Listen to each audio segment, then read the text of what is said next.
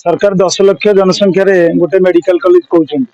आम 10 मास धरिकी विभिन्न सचेतन सभा शोभायात्रा नवेम्बर 3 विराट गणधारणा डिसेम्बर 7 जगतसिंहपुर जिलार मुख्य सहर को बंद करवा विभिन्न पर्यायर गणतांत्रिक आंदोलन जरिए सरकार प्रशासन अवगत कराई किंतु सरकार एपर्यंत संविधानिक दायित्व कर्तव्य को निभाऊना गुणात्मक शिक्षा स्वास्थ्य आम दया नुहे आमर हक आमर अधिकार से अधिकार पाइबा गला बेले आमर जो मान लोकप्रतिनिधि भाव में सांसद व विधायक मान अच्छा से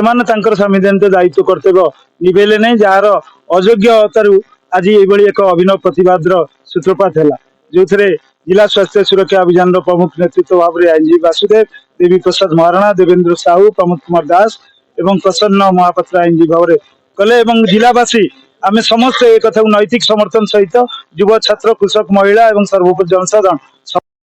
आंदोलन को आउ दुर्बार कर सरकार अविलंबे अंतत जो कथा निज पार्टी कहते घोषणा पचारे तो कार्य कर देखा ना कार्य कथा गोटाए काम उल्टा हो जार प्रतिवाद से आम आज तालदंडा माछगाँ केनाल जरिए कटक सहर नर्दमा पानी द्वारा जगतसिंह जिला रोगाक्रांत हो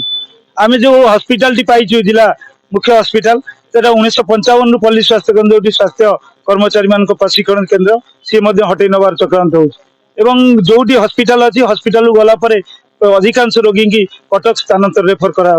दुर्भाग्यजनक एवं गुणात्मक स्वास्थ्य सेवा प्रति जो संवेदनशीलता दरकार उपयुक्त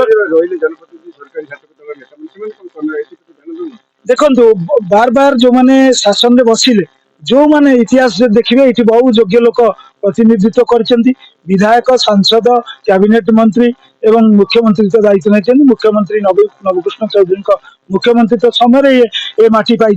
पल्ली स्वास्थ्य केन्द्र जहाँ 70 वर्ष पर हटई नापे आम कौन विकास पड़ू जाऊ एवं जी पैसा बजेट हूँ व्यवस्था तार जगतसिंहपुर जिलार जो भाग ये पारादीप गोटे शिल्पांचल रॉयल्टी अधिक पाँच तेल लुण पानी डाली बाली खनि सबू बाटे टिकस दौ सबू देला स्वास्थ्य सेवा भली गोटे मौलिक आवश्यकता संवेदनशील प्रसंग को सरकार अणदेखा कर दुर्भाग्यजनक कथा किसी न।